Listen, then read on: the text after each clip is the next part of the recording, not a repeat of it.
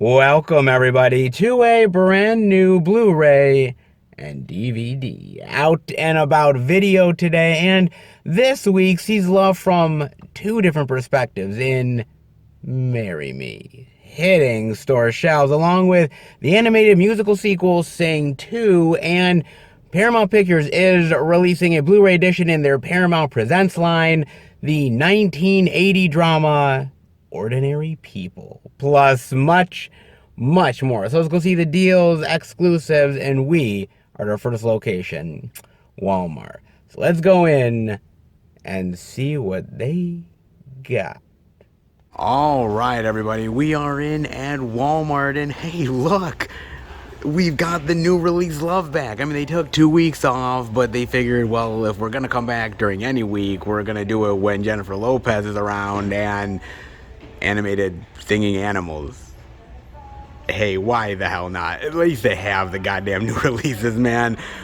And I'm thankful for that. Let's dive in, shall we? With the first thing I'm seeing, and that is the 4K Blu-ray digital of Sing 2 for $29.96, the Blu-ray DVD digital for $24.96, and the collector's edition DVD for $19.96. Now, there is supposed to be an exclusive, but yeah, of course they don't have it here at my store, damn it. Of course they don't. Why would they, man? But for the most part, they do have all of these Sing 2 love, and you definitely have to appreciate that, man. Oh, and I absolutely do. And I got a chance to watch this on Amazon Prime, and I did it because I tended to actually like the first Sing movie.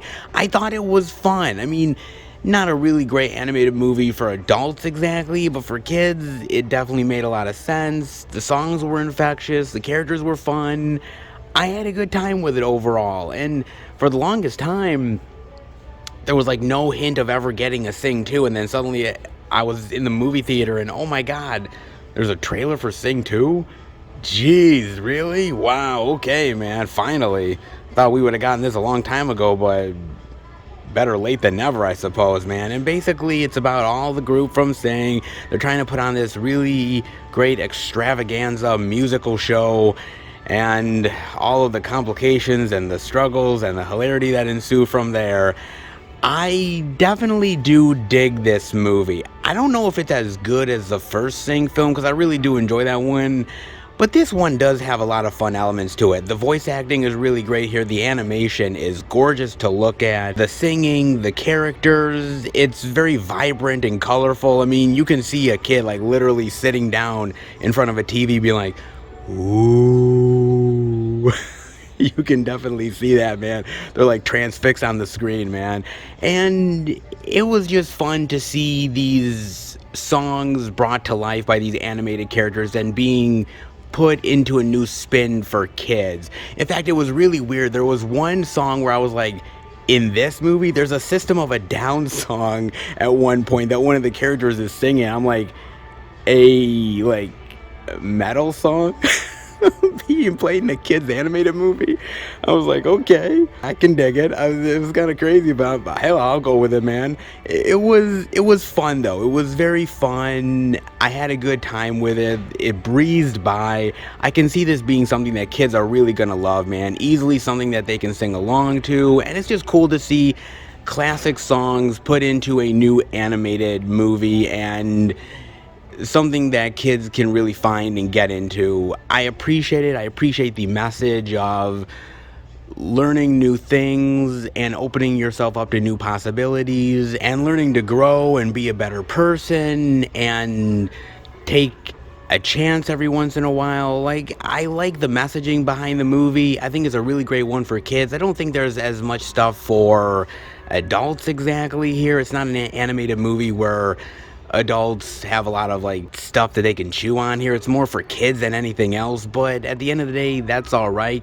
Adults can still enjoy it. I had a good time with it, but it's not like, I would say, a Coco or a Soul, where there's more stuff there for adults and kids alike, where both can really enjoy it on different levels. you can still enjoy the movie, but it's definitely more leaning towards kids, and that's fine at the end of the day. It's got some great colors, some great animation, great characters, infectious music that I love, and I dig the singing. I think it's a well-crafted sequel. Maybe not as good as Sing, but Sing's pretty damn good overall, man. So, yeah, I recommend it. Pretty solid animated sequel, all things considered, man. And by the way, I mean, for an hour and a half, maybe a little over that, man, just put your kid in front of the TV and let me tell you something. That kid will be transfixed for a long time. Get laundry done, do dishes, whatever.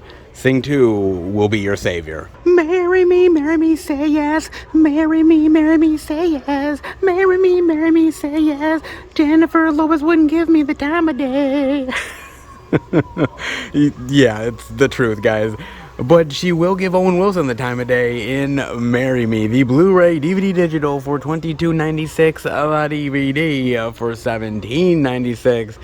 Oh, man, okay, I gotta talk about this because I watched it on Amazon Prime. It's not exactly a movie that I wanted to watch, to be fair, because I wasn't really looking forward to it. I'm like, another romance movie with Jennifer Lopez, I'm probably not gonna like. Why should I even bother? But I figured for you guys, I'll say yes. So what the hell, man, I took the gamble. I dived right in, and basically it's about Jennifer Lopez, who plays this mega pop star that everybody loves, and they love her music, and she's about to get married for like the third or fourth time. Wow, that's quite a stretch for Jennifer Lopez, isn't it? And she finds out something about her would-be husband, another mega pop star, and she decides she can't go through with the wedding, and she's so emotional and she's so vulnerable at that moment that she sees Owen Wilson at the concert and has a big "Marry Me" sign and just decides right then and there, yeah, I'll marry you, and does the most crazy, insane thing ever. And now it's basically him and her, and it's kind of complicated, and they're in the spotlight, and how do they get to know each other, and is it really love, or is it all just fabricated for the sake of being fabricated? And all the drama and romantic lovey-dovey stuff that ensues from there. You know, look, I'm gonna be honest, man. As I said, I walked into this thing not really giving a damn about it, and I thought to myself, in what world are we living in where a mega pop star would just randomly, at the drop of a hat, say yes to marrying an average Joe? I mean, seriously, don't get me wrong. I mean, Owen Wilson gives me hope, but I'm like, man, there is more of a probability of unicorns coming out of my ass than there is of ever having a big pop star marrying just an average old person. I mean, I know that movies are supposed to be fantasy and they're supposed to be make-believe, but hell, I could believe a hobbit going up to Mount Doom to destroy a ring more than I could believe this shit. I mean, seriously, man, come on. I mean, even with a ridiculous premise like that, and even with me like being like, yeah, this shit would not happen in a million goddamn years, there is still a little bit of charm to the movie, though. There is, honestly. And I kinda liked it. Maybe not a lot. I mean, the problem is the movie is still really predictable. You can see everything that's going. That obviously she takes a gamble and it's kind of awkward, and they get to know each other and they start to like each other, and then, well, she's thinking of maybe going back to Bastion and reigniting that love again, and then kind of questioning that, and then going back to him, and, you know, oh, happy ending. You know, it's nothing that really changes the dynamic of romance movies in general. It's the same shit over and over again, extremely predictable. But there's a certain amount of charm that I did like about this. And there is a little bit of chemistry with Jennifer Lopez and Owen Wilson. Not a lot, exactly. I mean, Owen Wilson has more chemistry with Vince Vaughn than he does with Jennifer Lopez. Hell, I would have probably rather preferred a movie where him and Vince Vaughn got married and basically, you know, made out with tongue all day. Seriously. But that being said, I think there is still a little bit of a quaint little romance in here with all of the craziness that's going on in the movie with the spotlight and the social media and everybody hounding them.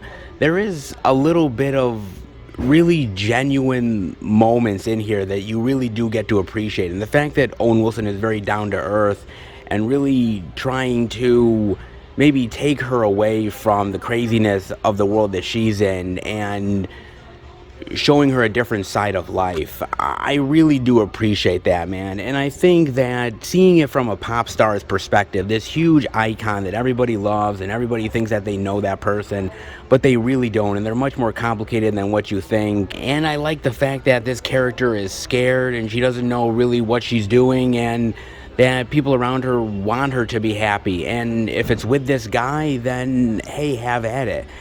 I like the pairing. I like the charming moments, the cute moments between them.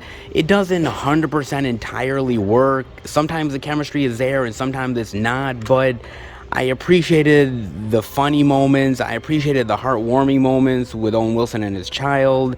And I like that they sort of humanize this holier-than-thou pop star in a really interesting and heartfelt way. I really appreciate that a lot, man. It's not perfect. It's got a lot of flaws to it, but overall, honestly, and I'm surprised to say this, it kind of did the trick. And that even shocks the shit out of me, guys. Not gonna lie. Not perfect, not by a long shot, but ain't half bad either. And man, I thought I'd never say that shit. That's for damn sure, man. Not bad at all, man. Surprise, surprise.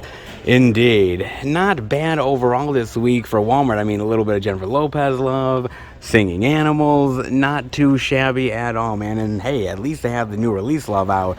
I mean, hell, they even got Dexter in. Late, but they finally got it in. I mean, would I fall in love with my Dark Passenger or Jennifer Lopez? I wonder which one would give me more satisfaction. I'm so not answering that question. I am so not, man. But hey, at least they have the physical media love this week, and I can definitely be satisfied with that. You know what I'm saying? Definitely indeed, man. Not half bad. Thank God we're getting back to new release love with Walmart. Very appreciated. Let's head out. Well, what do you know? Walmart finally put out the new release goodies on new release day. It was about damn time, don't you think? I mean, they've had about a couple weeks off. Yeah, they were definitely due, man. And let's hope that this actually continues for a little while, not just for the 1 week. Let's hope it is starting to become a trend again. Let's hope it does, man. But hey, at least they have the new release love, and that's something I haven't been able to say for a little while, but now I can finally do it yet again. Not a crazy plentiful week, all things considered, but a little bit of stuff for the kids, a little bit of romance goodness, and I was glad to see that Walmart did their due diligence on physical media love. I only wish it was every week, but then again, beggars can't be choosers after all, so I'll take what I can get, especially when it comes to Walmart, and you know how much of a struggle it can be at times. Yeah, it definitely can be, guys. So hey, whatever physical media we get, I will definitely take it. And new release love, oh, indeed I will. Hope you will as well, guys. But I know there's more release goodies out there, so how about we go searching? All right, everybody. We are at our second location, Target. But before I go in, I wanted to talk to you guys about something. And, you know, there are certain actors that I respect. Yeah, they don't always do the best projects, but some are better than others when it comes to the video-on-demand titles. You can either be Bruce Willis or you can be Nicolas Cage. Because Nicolas Cage paid off debts with VOD films, but he stands by every role. I never phoned it in. Let's dive in, shall we? Around 2014, actor Nicolas Cage had a string of box office flops with the likes of The Sorcerer's Apprentice and Ghost Rider Spirit of Vengeance. The actor started becoming the face of straight-to-VOD action movies. Those roles piled up in the dozens as reports surfaced that Cage blew his $150 million fortune. Jesus, man, how the hell can you blow that shit? Man, he owed the IRS $6.3 million in property taxes. Holy shit. My God, man. I'll never see that kind of money in my entire fucking life. Holy shit. and was taking every acting role he could in order to get out of debt. The actor recently clarified this period of his life in an interview with GQ magazine. I've got all these creditors in the IRS, and I'm spending $20,000 a month trying to keep my mother out of a mental institution, and I can't. It was just happening all at once. Cage said that he refused to get to the point where he would have to file for bankruptcy, even if people in his life were telling him he should. That's where the endless string of Cage starring beauty movies came in handy, although the Oscar winner stressed that he never took on a role he didn't believe in, even if the role was helping him avoid bankruptcy. When I was doing 4 movies a year, back to back to back to back, I still had to find something in them to be able to give it my all. They didn't work, all of them. Some of them were terrific, like Mandy, but some of them didn't work, but I never phoned it in. So if there was a misconception, it was that I was just doing it and not caring, but I was caring. According to GQ, Cage officially finished paying off all his debts a year and a half ago after signing on to star The Unbearable Weight of Massive Talent. That film, which stars Cage as a fictionalized version of himself, debuted to strong reviews at South by Southwest. Cage said he had to pivot to VOD films because the phone stopped ringing with offers for studio movies. It was like, what do you mean we're not doing National Treasure 3? It's been 14 years, why not? Well, Sorcerer's Apprentice didn't work, and Ghost Rider didn't really sell tickets, and Drive Angry that came and went. Cage said National Treasure 3 remains far out of reach, but the actor's enjoying staying in his indie lane. I enjoy making movies like Pig and Leaving Las Vegas more than I enjoy making movies like National Treasure. Well, I'm glad he enjoys some of the more indie fare, and I actually appreciate the fact that he went out of his way to talk about this, because, look, man, there was a time when Nicolas Cage was a well-respected thespian actor, right? Leaving Las Vegas, he won a fucking Oscar for that, man. And he was really well-renowned in Hollywood. The phone was ringing off the hook from Hollywood. I mean, Face Off and Con Air and so many other ones that he's done. And at a certain point, roles dry up, right? And it's the truth for any actor. I mean, at a certain point, roles just no longer come in the way they used to come in. Maybe you made a string of bad movies and maybe they didn't sell well, and so Hollywood is just like, look, it's been real, Nick, but we're out, bro. Okay? And so he's on the phone like, wait a minute, National Treasure 3. We could steal the Declaration of Independence again. I know we did it once, but, second time's the charm, right? I mean, he's probably on the phone ringing up fucking Jerry Bruckheimer being like, oh, man, dude, Sorcerer's Apprentice 2? Come on, the kids love that shit. I mean, come on, man. So I appreciate the fact that he had to work. He's a working actor. He likes doing that stuff. And by the way, he had to pay off his fucking debt, dude. I mean, these actors, dude, they love to spend the fucking money. What is it with that? Whether it's Wesley Snipes or Nicolas Cage or all these other fucking actors, man, they love spending the money, dude. Like, I don't know. As somebody who doesn't have really any money to speak of, I mean, I live okay, but if I had that type of money, I don't think I would blow it like a motherfucker. I mean, okay, maybe on physical media. Just saying, man. But I understand that he had to pay off the debts, but I like the fact that he saw something in those movies that he liked enough to want to do. He didn't just take any old project. I mean, yes, sometimes when you're watching some of those movies, maybe you feel like he took some just for the sake of taking some. I'm sorry, Nick Cage. I watched Jiu-Jitsu. Motherfucker, what did you see in that you liked? Okay, seriously, man. What the fuck did you see in that goddamn thing? So, look, man, he says that he never phoned it in. He said that he never took a role that he didn't see at least some interest in. I don't know if I 100% believe him. I think there's a little bit of a white lie in there, just a tad bit. I mean, if they're offering you the money, fuck it, just take it. But I like the fact that he is an honest guy, the fact that he still wants to put out a good performance, crazy and wacky as it may be. He goes out of his way to really give it his all, man. You look at something like Color Out of Space, you look at something like Mandy, and it really shows that even though it's a bonkers, off-the-wall type of movies that he's doing, it's not like he's he's wanting to just give a weak-ass performance. I mean, even in something like the Wicker Man remake, okay? All right, that's another piece of shit. All right, but Nick Cage is kind of giving it his all. I can see where he's coming from. I mean, man, when he's in that predicament where he's like, the bees! The bees! Like, you're like, okay, he is giving it his all. All right? You're like, I can see it. I get it. Okay.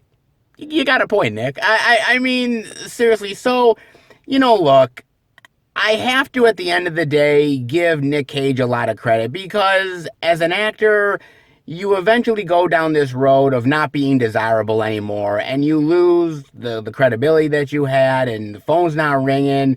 And there's a lot of actors out there that have really taken a lot of crap roles. I mean, you look at Bruce Willis, you look at John Cusack, you look at Emile Hirsch, you look at, a lot of these even old school actors that are really down in the dumps. You look at fucking Travolta, dude. I mean, come on, man.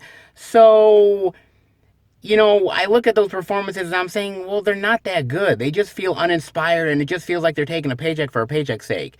At least with Nicolas Cage, yes, you can argue that some movies feel like more paycheck movies than other ones, but honestly, the man actually gives it his all in these movies more than some of these other actors do. I mean, he's really working for that paycheck. So, yes, you could say that he's made a lot of not great flicks, but can you really say that he was incredibly bad in them? At least he gave them his all. And sometimes with these actors, that's more than you could say for a lot of them. Just saying, man. I wanted to bring this up because I'm like, I like Nick Cage. And sometimes I always thought that he was slumming it. But when I read the article, I'm like, I kind of get it. The movies might not be great, but he's actually pretty good in them. And I like the fact that he's comfortable as an actor to talk about it and deal with it and be open about it. Not every actor is, and I give Nick Cage a lot of credit. That's why I still love the guy. Yeah, he might be slumming it a time or two, but he still gives it his all, baby, that crazy Nick motherfucking Cage. I love it, man. Definitely let me know what you think about it. In the meantime, well, there is Physical Me Love. Walmart showed it off, didn't they? They did indeed. So what about Target? Let's hope for the same. How we go in, find out. All right, everybody, we are in at Target, and was there ever really a doubt that they'd have new release goodness? I mean, seriously, they have been pulling it off almost every single week, and this week is definitely no exception. Let's dive in, shall we? The first thing I'm seeing, that is Sing 2, the 4K Blu-ray digital for $32.99, the Blu-ray DVD digital for $26.99, the collector's edition DVD for $22.99. Of course, we have a 2-pack of Sing and Sing 2, the Blu-ray digital for $32.99, and of course, we have a little only at Target exclusive Love, the Blu-ray DVD digital for $26.99, and this comes with 10 collectible character art cards. Nice. I know they like to do the art cards every now and again. Interesting. Not that it's anything different as far as artwork. It's pretty much the same as the other ones. It's not really anything different at all, but I mean, hey, Target exclusive is still a Target exclusive after all, so why the hell not, right? Why not? Target exclusive goodness is never a bad thing. Never at all, man. And I gotta admit, I really do actually appreciate Illumination, because I think Illumination is a really great studio overall that's doing some really interesting animated films, and I like the stuff that they've done as of late. I think they've actually done some pretty solid, great animated films out there. Like Sing. Of course, I have to put it in some of their top ones that they've done, because really, it's pretty damn solid, all things considered, man. Really great, infectious songs, great animation, cool characters. What's not to like, man?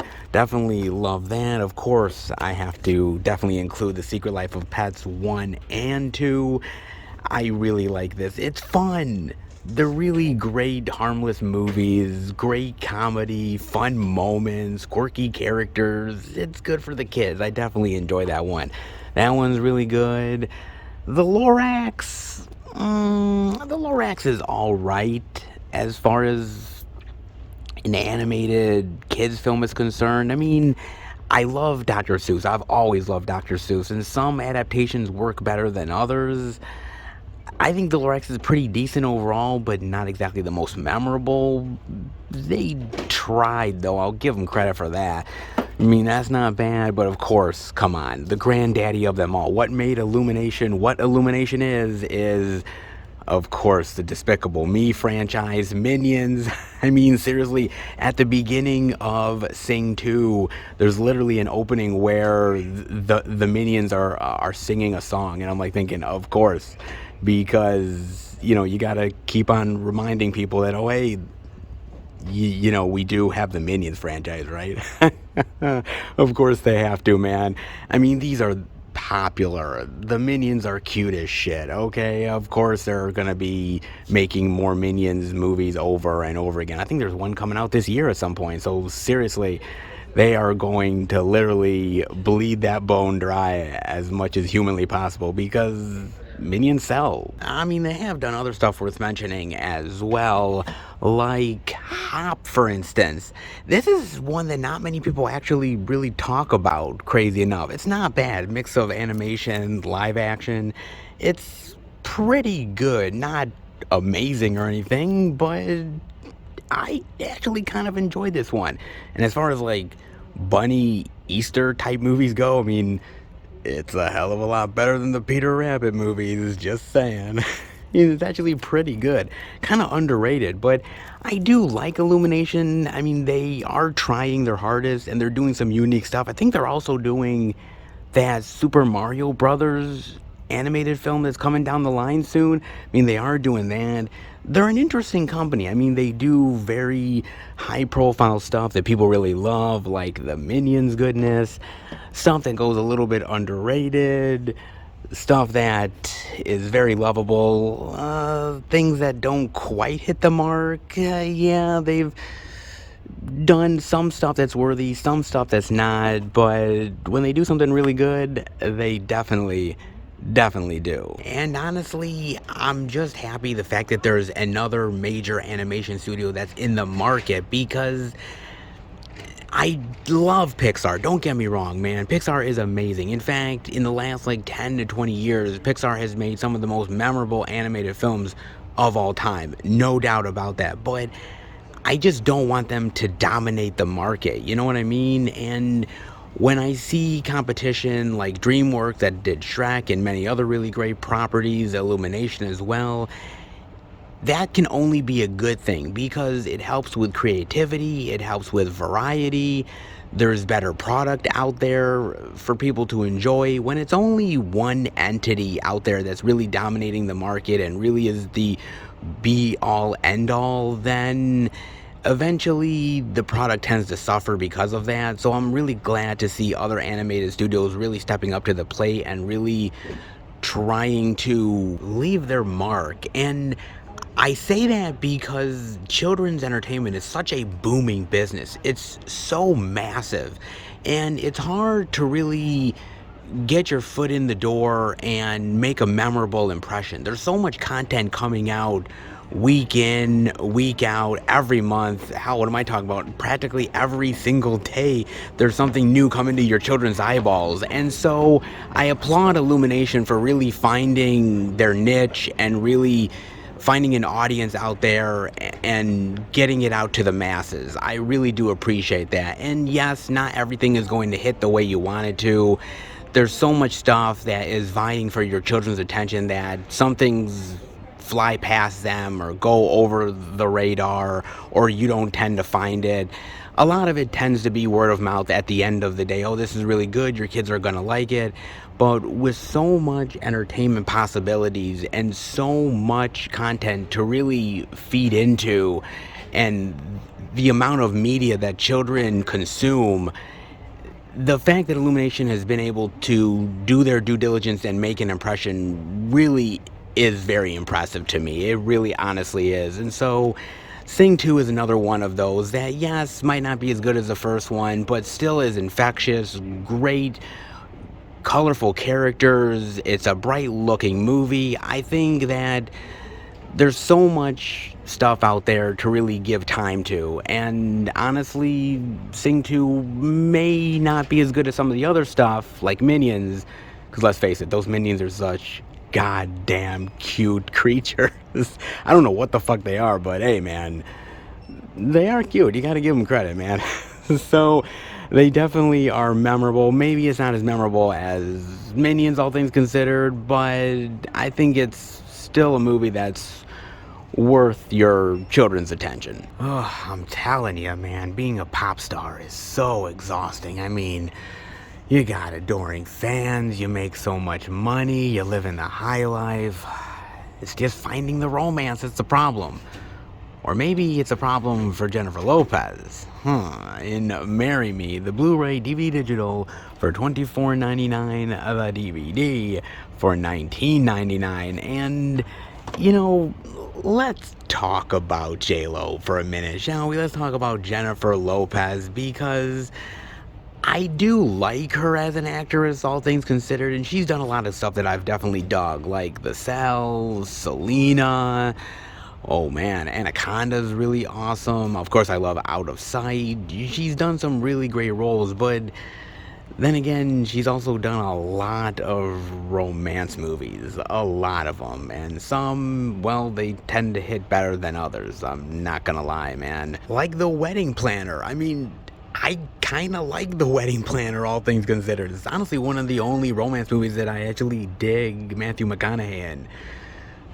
And honestly, he's made a lot of duds, so honestly, me liking it says a lot about that movie, man.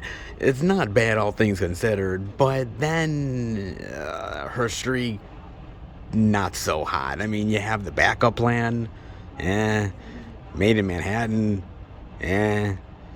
Shall We Dance, Geely, oh god. Oh man, yeah, the streak isn't so hot for her, all things considered, man, but she keeps on trying it, and I think she does is because those early ones were really successful, because Jennifer Lopez was a hot commodity at that time. Everybody loved her, and she was beloved not only for the acting that she had did, and she had gained a lot of goodwill with people and box office credibility, but also with her music as well. And now I think people are just kind of done and over with Jennifer Lopez, right? With all of the marriages and the drama and everything.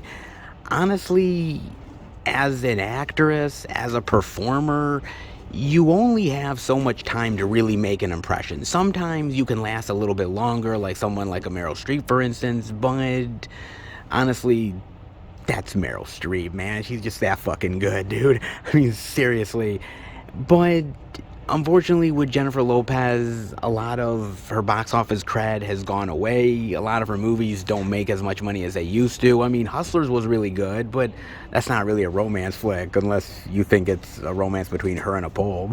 But seriously, man, I don't know. I just think that I like Jennifer Lopez more in like the dramatic thriller stuff that she did, like Enough. Like, that was a really great fucking movie, man. And her old school stuff that she did, which was really fantastic. I mean, unfortunately, you only have so much leeway. And I think with Jennifer Lopez, I think she kind of maybe spent all of her cachet, essentially. Her 15 minutes...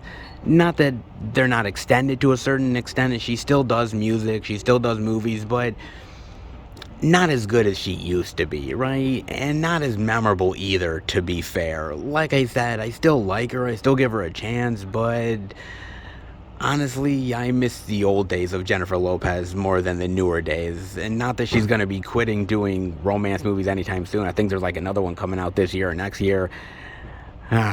It's like spaghetti on the wall. She's just going to keep on throwing the shit until it makes an impression. God help her, man. Like I said, I like her, but honestly, I think, I hate to say it actually, her time is up. And sometimes trying to tell a celebrity that is easier said than done. Put it that way. I mean, I like the idea of this movie really commenting about superstardom and somebody who is misjudged by the public. It kind of feels like maybe she's even talking about herself to a certain extent in this movie. I get it, and there's some certain amount of charm here that I definitely appreciate, but unfortunately, the whole like cute girl next door angle that Jennifer Lopez used to have, it's kind of gone away at this point. Her public image hasn't exactly been the greatest either. And honestly, when you lose public trust and confidence in your product, you either reinvent yourself or you ride off into the sunset. I'm not sure what Jennifer Lopez is going to do, but, well, it'll be interesting to find out. Marry Me is another one in those long line of Jennifer Lopez romance flicks. Good, bad, Geely. Add it to the pile. No Vacation Destiny, and I mean none whatsoever, is not complete until you're terrified by a shark. I mean, come on. If it's not in the brochure, I ain't going. That's for damn sure, man, with the Requin. The Blu-ray digital for $16.99. Terror will surface. Oh, you don't say. And oh man, do I love this cover. This is a great cover, dude. Seriously, honey, you better get on the surface real quick, because honestly, he hasn't had lunch and I think you're on the menu. Oh, I do indeed.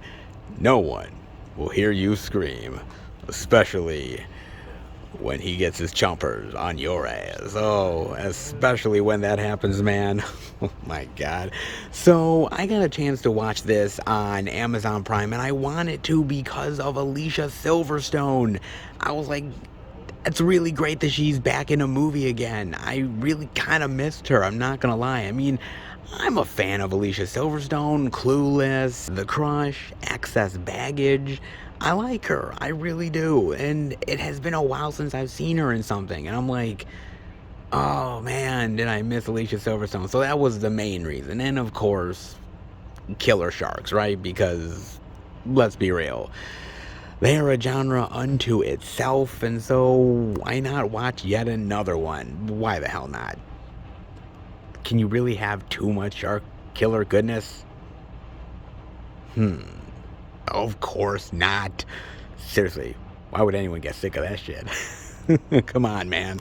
So basically, this is about a couple, and their marriage is on the rocks, and they go to this getaway to try to fix their marriage after she ends up losing the baby, and things are on rough water, essentially.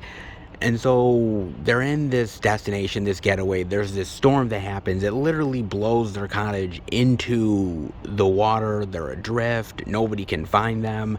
And they're slowly drifting away. They don't have many options. And so survival is literally trying to gather up water, whatever food we have, trying to flag down whatever boats or ships possible, if they can even see them. And on top of all of those troubles, well, they also have to deal with this goddamn killer. So they got a lot of problems to solve. Can they survive, or will they be lunch meat? No, you'll just have to watch to find out. But I gotta be honest with you, I'm not even sure that it's a worthy watch to even dive into. And there's a few reasons why. Look, I like a good killer shark movie. I definitely dig it. But this one wasn't really all that great. I was really hoping for something amazing. I mean, seeing that cover, I was like, this is going to be really fantastic. This is going to be amazing. I mean, with a cover like that, how can it not be? Well, not so much, guys, honestly. I mean, the problem is, like, the first almost hour of this is really this marital spousal drama, dealing with the whole thing with them being adrift and trying to survive, right? The shark doesn't even come into this thing until over 50 minutes into the film. Almost an hour in, that's when we're actually starting to get somewhat of the stuff with the shark. And now, mind you, the movie is an hour and a half, so you literally have probably a half hour, maybe less than a half hour, to actually see some of the shark stuff.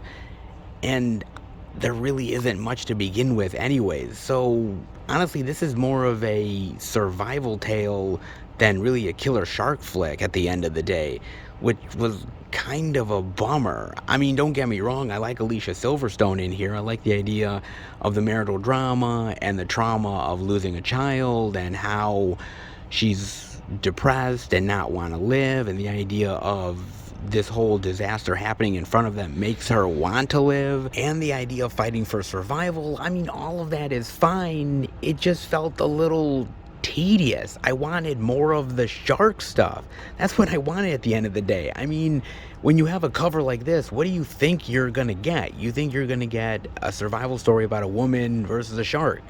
And yeah, you kind of get that, but you get that for the last maybe 20 minutes of the movie at best. That's all you get. And the problem is, yes, this is an hour and a half. It should breeze by, but the whole thing with the marital drama, it feels really overdone and too much of it, and it just drags the movie down. It really does. I mean, yeah, that drags it down, sure, but also the CGI. Oof, God. One of my biggest pet peeves about a shark movie is the fact that there's really bad CGI sometimes in them, and this is no exception. Like, the shark looks really fucking terrible, dude. And there's literally moments in the movie where Alicia Silverstone is trying to call for help. She's waving her arms, she's flagging people down, and it's like, wait a minute, where did they shoot this? Because it so looks like CGI, like a really fake background, and I'm like, what the fuck, man? It's really bad. The CGI is absolutely garbage in here, and damn, dude. I mean, when an animated movie like Shark Tale has a better shark than this fucking movie, man, that says a hell of a lot, man. It really honestly does. It felt overlong. The whole stuff with the shark was really disappointing. You don't get enough shark goodness to make it worth your effort. And again, you're almost an hour into the movie before you even ever get any of the shark love. So literally, if you're looking for the last 20 minutes of shark chomping goodness, you kind of get a little bit of it, but too little, too late. I really like Alicia Silverstone in here. I think she's really good playing this woman who's very traumatic about dealing with the experiences of losing a child, but I think it could have been done in a better movie, and this one just wasn't really what I was hoping for. I mean, I thought Alicia Silverstone fighting a killer shark, man, that's gotta be some really cool shit. And honestly, damn, did this disappoint the hell out of me. Now look, I get it, right? It's not Jaws, but then again, when it comes to killer shark movies, nothing is really gonna beat Jaws anyway, so what's really the point? But there has been a lot of not really great shark movies out there. I mean, the whole Sharknado series, yeah, might be a little bit of cheesy fun, but for the most part, oh man, is it a fucking embarrassment. I mean, then you've got something like The Shark Exorcist. Yeah. Have you heard of that one? Yeah, you don't want to.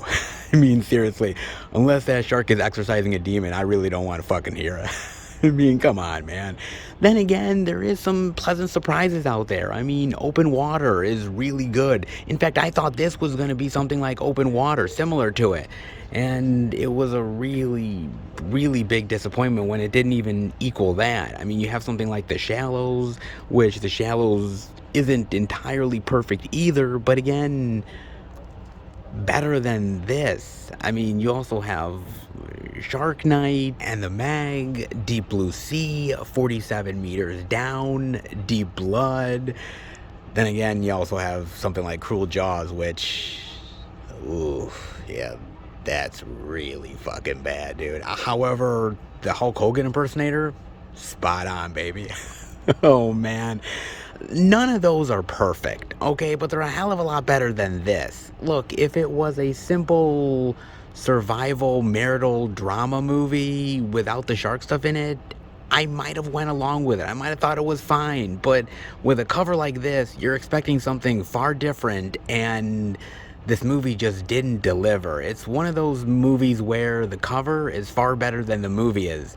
And I hate to say it, but we get far more of those than I care to admit at times. I really do, man. It's such a damn shame because this movie could have been on the same level as An Open Water or The Shallows, a real unique gem worth finding, but it just turns into a big old bummer. And man, that's fucking sad. It really is. It had potential, but it just pisses it all away. Man, you know, not every shark movie is created equal. A lot of shark movies are just not that good. There are gems out there worth finding, maybe not as good as Jaws, but honestly, if you were hoping The Requiem was going to be one of them, you're sadly mistaken. That is for damn sure, man. Sad, but very true. But hey, at least Target gave us all the physical media goodies, and I definitely appreciate it. They did it yet again, and it always makes me a very happy boy. Let's head out. Man, Target done did it again, baby. All the new release love, shark infested. Couldn't. Wait a minute. This doesn't look like Target. Maybe the reason why is because, well, actually, while I was filming at Target, the one thing I forgot to do was actually film the outro for Target. Yeah, I knew I forgot something. Oh, man. I'm not perfect. I forgot, guys. I know, I just blew your mind. The fact that I actually make mistakes. And this whole time was trying to hide it. You caught me, guys. Oh, man, you did indeed. I apologize. I know. Unfortunately, I'm just not as perfect as everybody else. Go figure. Well, I tried to rectify it a little bit by this, guys. Sorry I disappointed you. Well, even though it's just a little small piece, I still feel bad. I had to do something, and why not actually admit to my mistake? Hey, can you really blame me? At least I admit my faults. Sometimes. Sometimes I do, guys. And this is one of them. So, no outro, but are you really that disappointed? I don't think you are. But hey, figured I'd at least say a few words before passing on to the next experience. So how about we go to the next store and hopefully more physical media ahead. All right, everybody, we are at our third location, the second Walmart. I'm going to go in and check out if there's any interesting indie titles worth showing off. If there is, I'll bring it back to Film Fan 108 HQ and show it off to each and every one of you. But before I do that, I got to talk about a trailer with you guys. And yes, we are on the cusp of Moon Knight, but that's coming out. What's on the horizon? And that is Ms. Marvel. Oh, yes, baby. And the trailer dropped not too long ago, and I finally got a chance to watch it. Now, I have never heard of Ms. Marvel. Mind you, look, I was never really a big Marvel guy anyways when I was younger reading comics. I still read them, but didn't dive into anything outside of maybe like Spider-Man and obviously Captain America and a couple of other things. So this is all new to me, but it really is fascinating because it's about this, I'm assuming she's a Pakistani girl, high schooler who is trying to figure out her life, and she's living just a typical teenage, average, everyday existence. And so, okay, cool. And she's always dreamt about being more. And she's always loved the superheroes. And she's always, oh, what if I could be one of them one day? And of course, people ridicule her, and that's how teens are anyways. And she finally gets powers. And when she does, oh, the life that she's dreamt of being all these years might be one that definitely will give her a challenge that she will never forget. Oh, perhaps. And I cannot wait to check this thing out because it looks like something like a teenage drama movie mixed with a superhero flick. And that really intrigues me, man. I love teenage movies, like The Breakfast Club and stuff like that. And to see this movie kind of having that feel to that, mixed with a Marvel property, That's really interesting to me, and it gives it a little bit of a different dynamic than what we're normally used to. Then again, we've kind of seen that a little bit with Spider-Man, so how is this going to differ? And I think the reason why it's going to differ is because she's Pakistani, because of her ethnicity, and because she's living a different life than just being your average teenager. And I like the fact that they're bringing in her heritage here. I like the fact that they're doing a little bit more than just playing it as a regular superhero series. I'm kind of happy about that because yes, you can bring in the teenage drama. Yes, you can bring in the awkwardness of being a kid and having these powers. But again, if we've seen it before with Spider-Man, you have to do something different to make it stand out. And I like where they're going with that. And also, it's just cool to see other ethnicities and other people getting into the superhero game, right? I mean, yes, we've got a lot of different people already. We've got women, we've got obviously Black Panther, Wanda, wizards, people with metal arms. I mean, we've got the whole gamut of shit, man. So it's kind of nice to see them bringing a different perspective to it that we haven't seen yet, which I definitely do appreciate. And I just like the fact that we're in this phase, which is really fantastic to me because I kept on asking myself after Avengers Endgame, where is Marvel gonna go now? And what I like is we're exploring a lot of these lesser known properties that haven't really been put into the spotlight as much. Things like Shang-Chi, The Eternals, Moon Knight, obviously now Miss Marvel, and I like that. I like that we're exploring the world of heroes outside of the more popular ones. And that's something that's always intrigued me about Marvel is their properties. Is that once you get past the Captain Americas of the world and the Spider-Mans and the Iron Mans and the Thors and everything like that, which are really great, you start to dive into some really unique characters and really unique opportunities to tell stories that really open up the imagination and open up the world.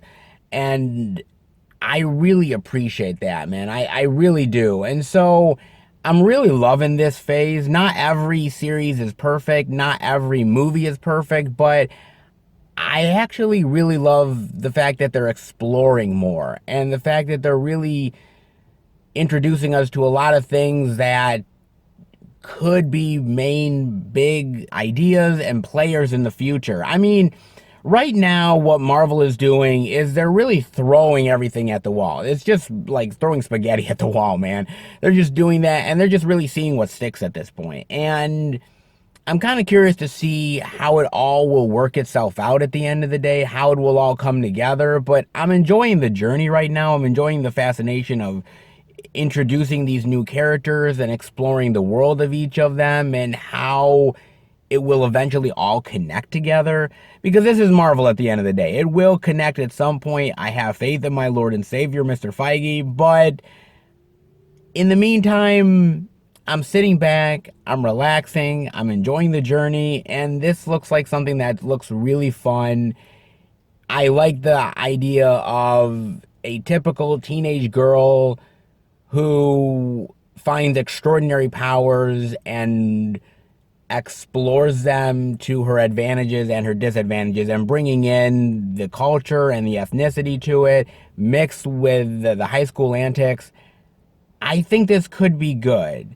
I know some people have been a little iffy on the trailer, and some people have kind of pushed back that it kind of looks a little hokey and stupid and maybe not the best effort that Marvel could have done, maybe, but like I said, right now Marvel is really going on a journey as far as characters and as far as really finding out what fits and what doesn't, and I'm on board. I can't say that everything is going to work. I can't say that it's all going to come together in the greatest way, but I have faith.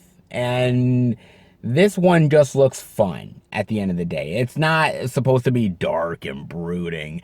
it's supposed to have a little bit of charm and fun aspects to it, and I'm gonna go along for the ride on it, man. I really am. It's a character that I know pretty much nothing about, so I'm up for a new character. I'm up for new experiences. It's Marvel. If anything, you got to give them a chance because honestly, they've proven me wrong a time or two, and I'll give them the benefit of the doubt. I definitely will. I wonder what you guys think about this. Definitely let me know. It looks intriguing, so I'm willing to definitely give it a chance. Let me know what you think about that, guys. In the meantime, there's a little bit of physical media love, not a lot. But what will the second Walmart have in store? How about we go in and find out? Well, here we are, back in at the good old second Walmart, baby, and let me tell you something. We are seeing all the stores so far have physical media goodness. Maybe it's not incredibly plentiful, all things considered. I mean, it's not really the most big, bombastic week for physical you can imagine, but hey, we are still getting all the physical media love, and you got to appreciate that. So here I am, coming into the second Walmart goodness and thinking to myself, okay, come on.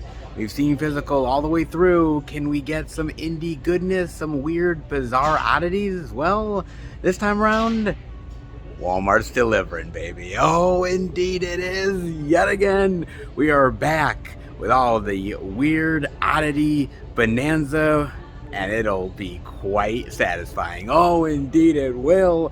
So, I'm ready. I don't know if you are, but you're gonna be, because we are heading back to Film Fan 108 HQ, where you, Seth, yes, you get to show off all the physical media weirdness. Let's get it going.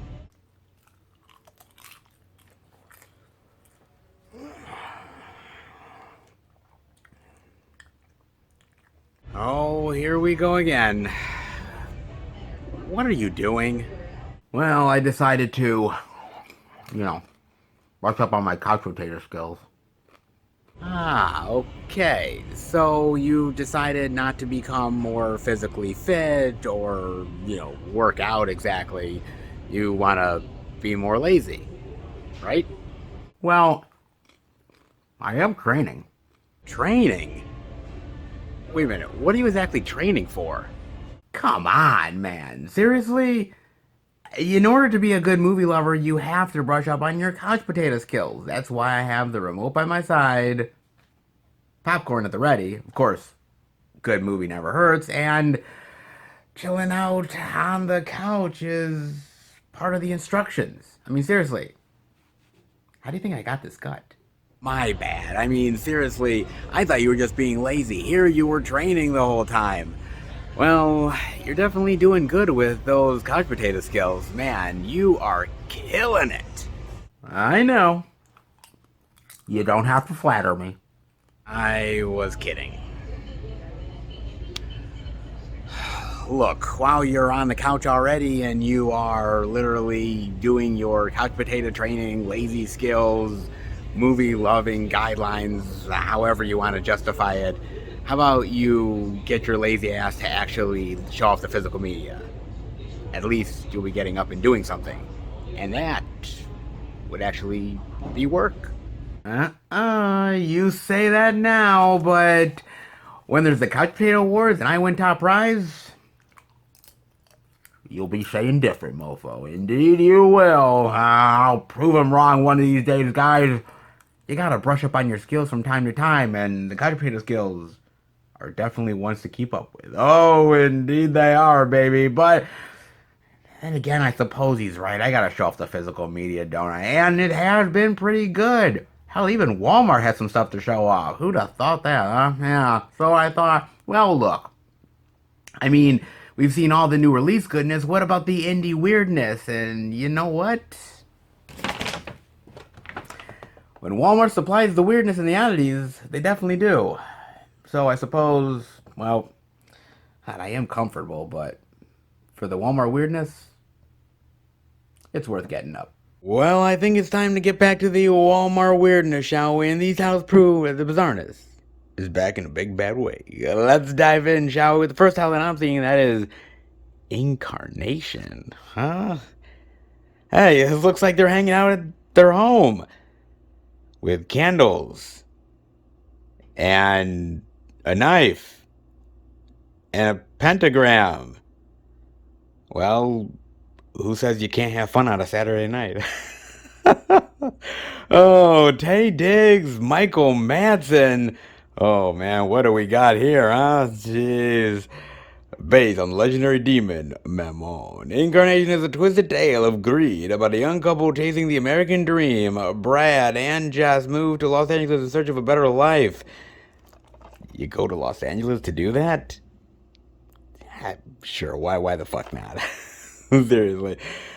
When they stumble upon a hidden real estate gem, they are elated by their turn of fortune.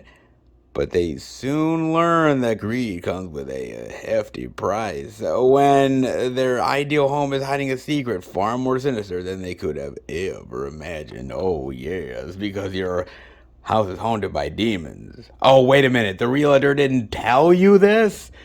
Damn, I thought they were supposed to disclose all of this shit. Ah, damn it. You know, one thing is like the poltergeist house, and there's like a whole grave and cemetery shit that's buried underneath it. Obviously, the Amityville stuff. Now, this house. Damn, dude. Honestly, when you're looking at listings for homes, really be thorough on that shit. Because honestly, they may leave out a tad bit of info from time to time. You know, dead bodies, demonic entities. You don't need to know that. Hell, as long as the furnace is working and, you know, there's no paint chips, I see no reason why we have to disclose that shit. I see no reason whatsoever. Oh, man, I feel bad. I do. But then again, you know, with the market the way it is, the seller's market nowadays, and a buyer, they find a good-ass deal, demonic entities or not, you take that shit. You absolutely do, man. Let's just hope that they either move out or they pay some of the rent. And if not, well, let's hope you can find a cheap exorcist. Let's hope indeed. Oh, man. Tay Diggs. I remember when Tay Diggs was a huge movie star, man. He was doing these huge blockbuster roles. And now you barely see him, man. I mean, really, it's kind of cool that he's in this. I like Tay Diggs, actually. It's kind of a shame I haven't seen him in much for a long while. And Michael Madsen.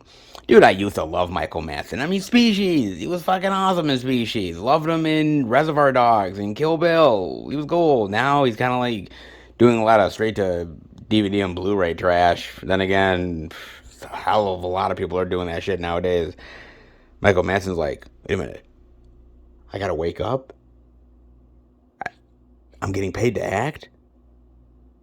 What? Oh, man. Demonic entities, though, in a house. Yeah, you've seen evil in a house before, obviously. Poltergeist. Poltergeist 2, Poltergeist 3, The Conjuring. Yeah, we've seen it many times before. Amityville, of course. There are so many of them, aren't there? There really honestly is. And add another one to the long line of movies that just keep on doing the same thing over and over and frickin' over again. Seriously. I mean, I'm not saying it can't be cool. It can be, but something tells me that we know where this is going. Oh, we have a great opportunity for this great home. Oh my God, there's a demonic entity. Oh my God, it's terrifying us. Holy shit, we gotta get rid of it. How are we gonna do that? And all the crazy complications that go from there. Yeah, been there, done that. Not sure I want to go back to it again, unless it's well worth it. And honestly, if it's got Michael Madsen in it, not sure I want to. Not sure I want to at all. I love you, Tay Diggs, but good luck with the legendary demonic entity Memon, because something tells me I'll continue to rent from my apartment. Better you deal with it than my ass. Are you in pursuit of action? Are you in pursuit of intense thrills? Man, find a better fucking movie. Seriously, man. In pursuit. They'll never be friends, but they're no longer enemies. Well, I'm an enemy to this fucking movie. Son of a bitch. Jesus Christ. So, I ended up watching this on Amazon Prime. I don't know why the fuck I did it. I think I knew in my heart. I'm like, this is gonna be bad, right? Yeah. It's gonna be bad. Yeah, I kind of had a feeling, but I'm like, fuck it, man. It's got John Cusack in it, and I love John Cusack. Well, I used to love John Cusack. After seeing movies like this, not no more. God damn it, dude. I mean, basically, it's about this guy who's this hacker and he's trying to find his wife and he's on the run and he's got this grudge against his father and his father's like this big drug kingpin, and so it's like this cop comes into the equation and trying to bust everybody involved, but there's more complications than he realizes. So it's like, who can you trust? Who's on the right side? Who's on the wrong side? And honestly, who gives a shit? I mean, seriously, man, I'm not gonna lie to you. This thing is complete and utter dog crap. I mean, the action here is completely limp dick. It's so in your face and so close up that you can't see what the hell is going on, to hide the fact that they really don't have any money to do the fucking action in the first place. And they're not clever to make it work whatsoever. So, yeah, if you're looking for good action here, dude, think again. And as far as acting is concerned, holy shit. Man, what happened to John Cusack, man? It's like he just doesn't give a shit no more. I mean, yeah, there's other actors that are kind of like John Cusack, but I mean, dude, God, man, say anything. Better Off Dead, One Crazy Summer, Gross Point Blank, Gone Air. What the hell? Money for nothing. God damn, dude. Fuck, man. I don't know whether the Hollywood roles just dried up or he just doesn't give a damn anymore, but dude, he's barely trying in this fucking film, man. I mean, I guess it kind of fits because he's a drug kingpin and he just doesn't give a shit. The character is like that, so I'm like, hey, yeah, I guess you fit the role, kind of, the way you're acting. Jeez, and we're a long ways from Marlon Brando, aren't we? Oh, man. We really are, dude. Fuck, man. You just really don't give a shit. And as long as you're wearing cool glasses and I guess you can kind of get away with not giving a shit, sure, why the fuck not, man? Damn, dude. God, I miss the early days of Cusack. Dude, I used to love that fucking guy. But then again, he's been slumming it for a while. What about Emil Hirsch? What the fuck? Dude, man, he's god awful in this movie. I mean, if John Cusack is bad, dude, somebody please give Emil Hirsch a Razzie. Can some motherfucker do it, man? Because this is complete and utter garbage what he's doing, man. I mean, and think about it. He was doing some great work not long ago. The Autopsy of Jane Doe, Alpha Dog, Speed Racer. I mean, I even liked him in that movie not too long ago called Freaks. I thought he was kind of fine in it, but dude, he's been slumming it as of late, big time. Damn, dude, like straight to DVD crap with Gibson and Willis and now Cusack. Dude, what the fuck happened to him? Is it like tax evasion or something, like Snipes, or he just can't find a role? What the hell, dude? Damn, man, just can't believe it. Fuck, dude. And I thought Michael Madsen was bad, dude. Damn, he kind of looks like he's making art now. Fuck. I mean, and look at this, dude. He's got these tattoos on him, right? All these tattoos.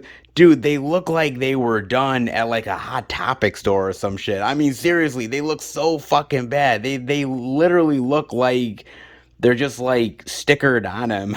Probably because they are, dude. Oh, it's so bad, man. The action is really terrible here. And there's even moments where like there's like slow-mo, like they're like doing the action and somebody gets blown back and they're like, it's like slow and it's like, it's almost like, are we challenging Zack Snyder now? And I just think like Zack Snyder somewhere like, challenge accepted, and I'm like, oh motherfucker. Damn it, let's not have a slow-mo battle, please. Can we not? Oh man, the acting here is terrible from everybody. The story at times doesn't make a lick of fucking sense. At times I was like, wait a minute, Are John Cusack and Emile Hirsch enemies, or are they father and son? And you're like, what the fuck is going on here? The plot is all over the place. It doesn't make a lick of fucking sense. The action is bullshit. Man, this is a really terrible fucking action movie, man. It's just a terrible movie in general. Like, no one comes off looking good here. I mean, everybody comes off as amateurish and weak. It's terribly shot. The dialogue is shit. I mean, yeah, what were you really expecting with a movie like this? But sometimes you can find a really cool gem in the weeds, right? Maybe. This, not so much, dude. It really sucks, because there was a time I used to really respect John Cusack. Hell, there was a time I used to respect Emile Hirsch, which really wasn't all that long ago. And now they're really putting out trash like this. This is an insult to action movies. Hell, it's an insult to straight to DVD action movies. Hell, it's an insult to straight to VHS action movies from back in the day, dude. Ones that I really used to love. I love some of the old school shit from back in the day, dude. Like, I mean, come on. Band of the Hand. Fucking amazing. I love that shit. That's absolutely fucking awesome. That's the tits, dude. I love that stuff. Even stuff back in the day. Fucking Panther Squad. Panther Squad is the shit. Dude, seriously. Sybil Danning? Yeah. I mean, come on, man. Some really awesome, great shit back in the day, like Malibu Express. Oh, this is so awesome, dude. It's cheesy as shit, but I love it. It's so cool, man. Yeah, you can have cheesy and ridiculous and shoddy, but if it works, if there's a certain amount of charm to it, then you kind of go with it. This has none of that, dude. And god damn it, does that piss me off. Dude, it's an hour and a half of my life that I'm never gonna fucking get back. And now, I hope you're happy, Emile Hirsch, because honestly, I hope it was worth it to get those Hot Topic tattoos. Because, man, your career fucking deserves it. God damn it. I'm in pursuit of a lot of things. This movie?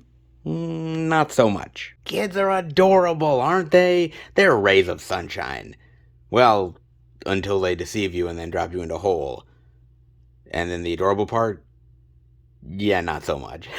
In John and the Hole. Oh, Lord. With Michael C. Hall and Teresa Farmiga. Now, I got a chance to watch this on Amazon Prime, and I did, well, number one, because of Michael C. Hall. I am a Michael C. Hall fan. I mean, come on, Dexter alone is well worth it, but 6 Feet Under is amazing, and he's done a few cool little movies that I've dug from time to time.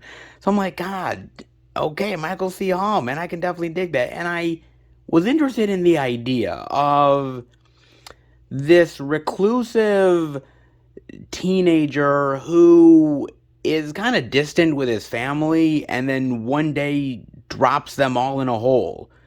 And I'm thinking, okay, that's kind of unique. I wonder where the story's gonna go. And so, well, we're off and running. And I'm gonna be honest with you, not much. I mean, not much happens in this fucking movie. Okay, so here's the thing about it, right? This kid is acting really creepy, really weird, really bizarre. And he finds this major, like, huge hole in the ground. I guess there was some construction that was happening across the way, and he found it, and it was unfinished. And he ends up putting his sister, his father, and his mother in the hole, and leaves them there. Gives them food occasionally, water occasionally, and while this is all going on, he's at his home, he's doing weird random shit, spending money, and just doing mundane things. And I kept on thinking, like, there is more to this, right? Like, I was under the assumption, like, oh, he's maybe possessed, or somebody's making him do this, and there's gonna be a wild reveal at the end of it, you know, like Saw, like, dun dun dun, oh dun dun dun dun dun dun dun dun dun dun dun dun dun dun dun dun dun, and I'm like, no, there isn't any fucking reveal. What the fuck? like seriously, it's not like he's possessed. No one's making him doing anything. He's not like he's an evil child for evil's sake. He just decided one day to fucking do this. And that's it. Done. Over with. I'm serious, man. And there's no motivation to anything in this fucking movie.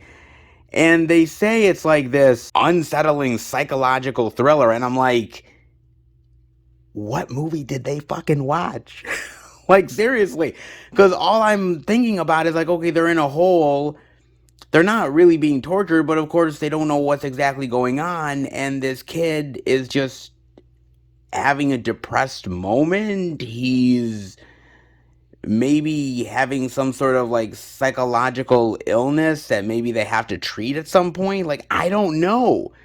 Your guess is as good as mine because I have no fucking idea, man.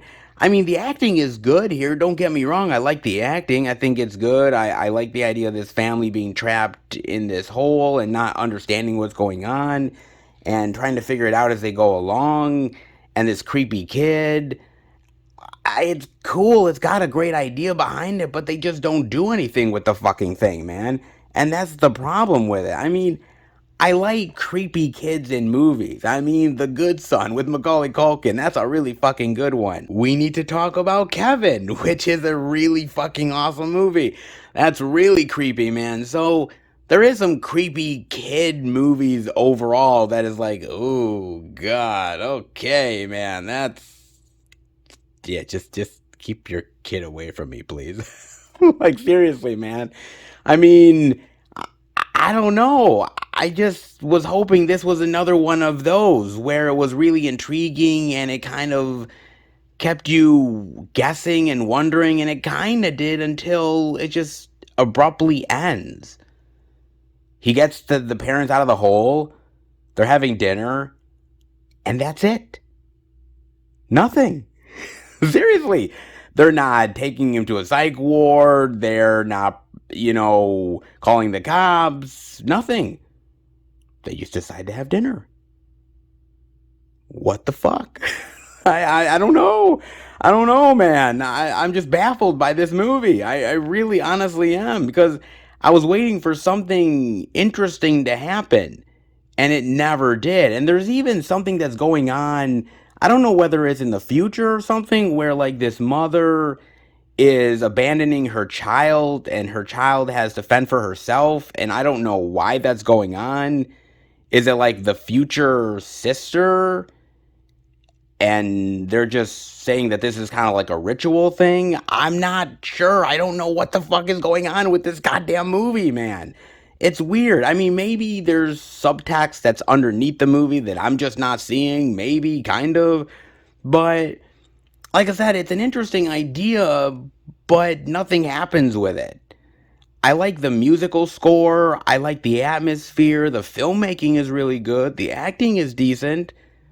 But the story just literally goes absolutely zippity-doo-dah, nothing, nowhere at all. And I was waiting for some reveal to happen. I was waiting for me to be blown away by some crazy plot twist that I never saw coming. And no, I mean, darkness of adolescence, yes, I guess, but there's better movies that explore that. This movie doesn't do jack shit with its ideas. And that really fucking sucks, man. I mean, you have good actors here, you have a good idea, but when you do nothing with it, what you get is a big fat nothing burger. And that's what this movie is.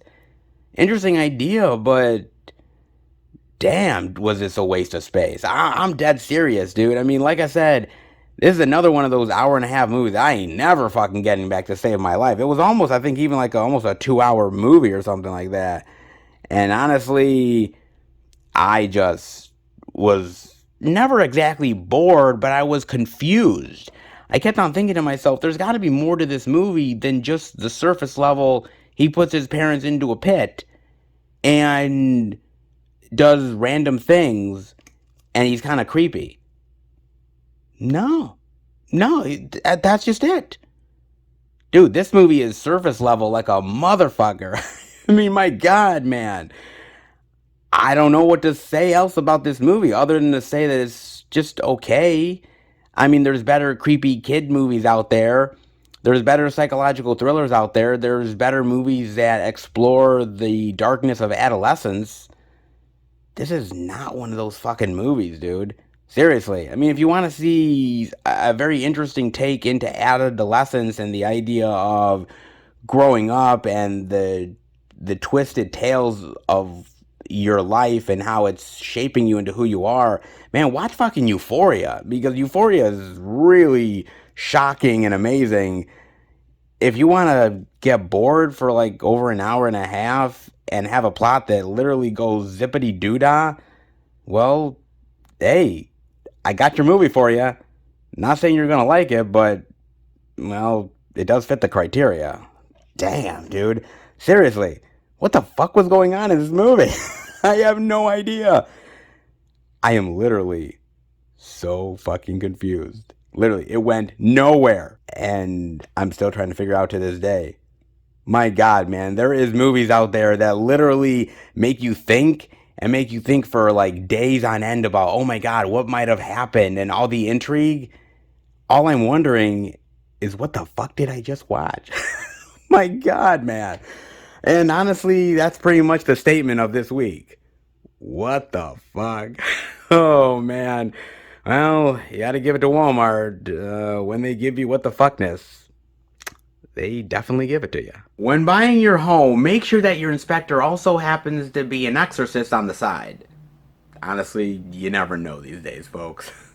And I'd be pissed too if I was John Cusack. I mean, if my son looked like a Hot Topic reject, yeah, I'd be getting major disappointment vibes. And honestly, if your son ends up putting you into a hole in the ground, puberty, yeah, it's the least of your concerns. Oh my God, what did we have this time, baby? The Walmart weirdness, was definitely on display this week. Oh, indeed it was, baby. No major disappointment vibes here. Just what the doctor ordered. Well, he was Dr. Kevorkian. Oh my Lord, man. It was definitely unique and interesting, to say the least. Oh, indeed it was, man. Good, bad, ugly, Walmart weird, hell, it doesn't matter. Physical media is always worth showing off in all of its forms. Come on. It's a hella entertaining, whether it's the big blockbuster love or the cheesy ridiculous goodness. Oh, everything is worth having its day to show off and explore in all of its unique glory. Indeed it is. I know you guys know that, but it's always worth mentioning and always worth showing off. Oh, indeed it is. But enough of the Walmart weirdness and craziness. We've had enough of that this week, but there is one more location to go to, so hopefully more physical media love is ahead. All right, everybody, we are at our fourth and final location, and if you don't go checking out the movie love at the Beast, you can't really call yourself a movie lover. Just saying. But you know I'm right. You indeed do. So you definitely know where we are at, baby. We are at none other than Best Buy the Beast. Best Buy, baby. Oh, yes, we are back for more physical media hijinks here at good old Best Buy, baby. So what will Best Buy have in store this week? Well, can't say there's much physical media love out there, but maybe we'll see all of it here. Maybe a surprise or two. You never know when it comes to the Beast love. Anything is possible. So how about we go in, check it all out. All right, everybody. We are in at Best Buy under the new releases. And I'm already seeing a little bit of new release love with Sing 2, the Blu-ray DVD digital for $24.99. The 4K Blu-ray digital goodness for $29.99. Ah, yes. A little bit of animated musical goodness never hurt nobody. Definitely didn't. Oh, yeah, man. And I'm kind of curious what you guys think of the future of children's entertainment, especially when it comes to animated movies. And I mean that because of the pandemic, a lot of things have changed and shifted. I mean, with Disney Plus, a lot of stuff is more coming to their platform than it is the movie theater. And even if it is going to the movie theater, then shortly after it's going on Disney Plus anyways. Obviously, Netflix is grabbing a lot of attention with children's entertainment on their platform, and obviously a lot of other opportunities ahead in the future for streaming. But I kind of miss the theatrical experience when it comes to animated features, right? I mean, I actually heard that Lightyear is going to be an exclusive in the movie theater. I'm so glad to hear that, because I miss that old school experience, man. Me, as somebody who grew up with the theater experience, seeing Little Mermaid, seeing Beauty and the Beast, seeing The Lion King, those are experiences that cannot be beat. I mean, yes, it's nice to be at home and sitting there with your kids and enjoying a nice quiet evening inside. Yeah, there is something to be said about that too, but the big screen experience is so memorable and amazing. I hope that it doesn't go the way of the dinosaur. And I know that this was delayed because of COVID-19, like a lot of other movies have, and it didn't get a lot of love at the box office simply because we were still very much in a fucking pandemic and people were just not really feeling it. But I hope people really find this movie. I hope people do, man. It's honestly one of the better ones to come out. I've liked a lot of stuff that has come out in recent years. I mean, Coco was awesome. I really love Ron's Gone Wrong. Spies in Disguise was really good as well. Encanto is amazing. Luca, phenomenal. Soul. I mean, there's so much really great content out there for kids, and I just really hope that the opportunities to see this cinematic goal won't go to waste. Put it that way. I mean, like I said, I've loved a lot of the stuff that has come out within the last year or two, but a lot of that stuff unfortunately never made it to the movie theater and just made it onto a streaming platform. I mean, look, at the end of the day, as long as you watch it, that's what's the most important. As long as you find it, as long as you treasure it. But I kind of feel like movies like Sing, which are a big, huge, bombastic, musical, colorful experience, really does need to be experienced on a huge screen. And I hope if we do get a Sing 3, and I'd actually like to see a Sing 3. I think this franchise is really great. I love the characters and the music, and I think they do a good job with everything. I'd like to see a Sing 3. Let's hope that it gets more love in the coming years when hopefully the pandemic is behind us and movie theaters get much more of a boost and animated films get to live big and large on the big screen yet again. Let's hope they do, man. This is pretty good. I mean, it's colorful. Kids are going to definitely have their eyes transfixed on every character and the music, and they're going to sing along. And honestly, it's a hell of a lot better than Trolls, okay? Just saying. Yeah, Trolls is like crack cocaine for kids. Not saying it's good, I'm just saying they're gonna get hooked on the shit. Sing is so much better than that, man, seriously. Seriously, dude. I mean, they got too many movies, plus some features as well for the kids, how to draw, how to dance, outtakes, yeah, you know, all the good stuff for the kiddies out there. Definitely so, man. Can't say that every movie is good for the kiddies, can't say that every film really hits it out of the park or is worthy to be seen by children, but Sing 2 is definitely a fun experience that everyone, and I mean everyone, will definitely dig. And who's up for a little Steelbook love? Oh, Best Buy exclusive goodness, 4K Blu-ray digital, $19.99 for The Hurt Locker. Look at that. Oh, it's awesome. I knew this was out, but they hadn't carried it yet. And I was like, oh, when are they going to carry this thing? That's cool. Nice. Didn't think I'd ever see Hurt Locker get the Steelbook Best Buy exclusive goodness, but hey, it's a good movie. Deservedly so, man. I love Jeremy Renner here. I love the whole story of this guy that is really helping out with the military and bombs, but almost kind of has a death wish at the same time. It's a really great dramatic film, man. Really talking about the whole like PTSD of war and soldiers. Fantastic movie, man. And Catherine Bigelow directing this movie. I love Catherine Bigelow, dude. I mean, Strange Days, amazing. Zero Dark 30, absolutely phenomenal. Near Dark. Oh, Near Dark is the shit. Love Near Dark. And even the first movie that she ever directed, The Loveless, with Willem Dafoe. If you have not seen that movie, that's a pretty solid flick too, dude. Not half bad, man. Commentary, behind the scenes stuff, interesting features. Oh, that's cool. Seeing a little Best Buy exclusive love. I definitely digging that, man. It looks like a cool Steely. And actually, I kind of like what Lionsgate is doing. They're putting out all these cool little exclusive Steelbook editions that Best Buy's putting out. I dig that. Not that I'm going to get all of them exactly, but I appreciate that they're definitely doing some Steelbook love, and these are definitely some hot commodities, man. Not bad. That's looking pretty cool, dude. For that price, that's a pretty good steal, dare I say, for little Steelbook love. Oh, not bad at all, man. Pretty damn solid indeed. Ah, some Steelbook goodness. Hell, they even have a little bit left of Catwoman Hunted, which I really do dig this one a lot. Man, I think that's a great cover, dude. Steelbook goodness. New release love. A little bit here, a little bit there. Wonder where the rest of the physical media love is.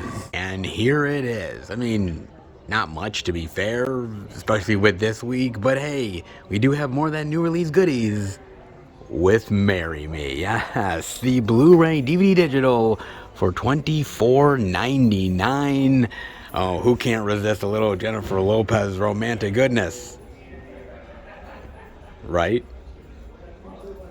Bueller? Of course we can't.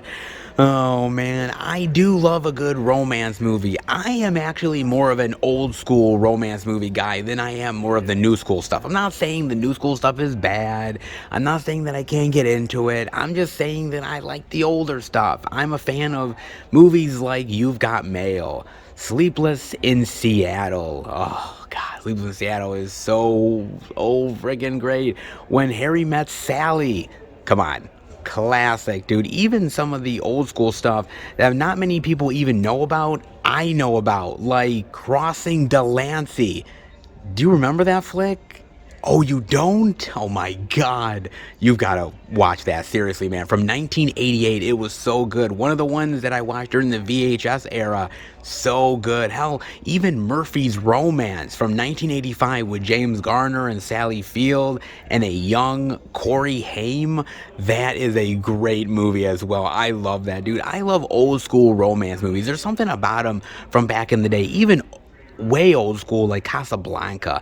I love that. Gone with the Wind, you name it. I really love those type of movies. I don't know why I like the old school stuff. Maybe it was just done better. Maybe I was more convinced of it. I dug it a little bit more. I was invested. I don't know. Some of the stuff nowadays doesn't really get me as much as it used to. I mean, I'm still a fan. I still like the stuff from time to time, but not as good as it used to be, and that's the honest fact. But then again, there is exceptions like The Fault in Our Stars, which I really love. I think that's a phenomenal movie. I love the performances, the story. It got to me in a big bad way. Most of the stuff now, though, is like The Kissing Booth on Netflix. I haven't watched that. I've heard it's really good, or at least the first one is. I don't know, it's all like young adult stuff now. As I get older, I kind of find that romance movies, especially the ones nowadays, don't really cater to me anymore. That's why I think I cater more towards the older stuff than I do anything else now. But then again, I did that when I was younger, so what the hell, man? You know what I mean? I don't know, maybe it's just my sensibilities. Maybe I'm just an old soul that likes old shit. Who the hell knows, man?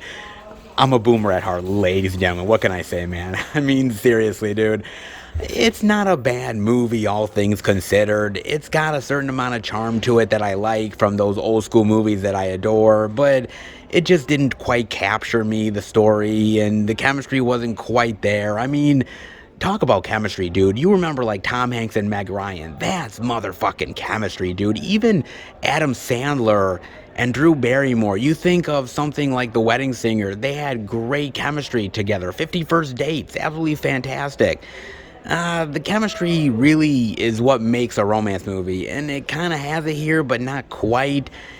It's got its moments. It's not perfect, but then again, what Jennifer Lopez romance movie really is, all things considered. You know what I'm saying? Worthy entry in the romance genre? Maybe not entirely, but worthy entry in the Jennifer Lopez romance genre?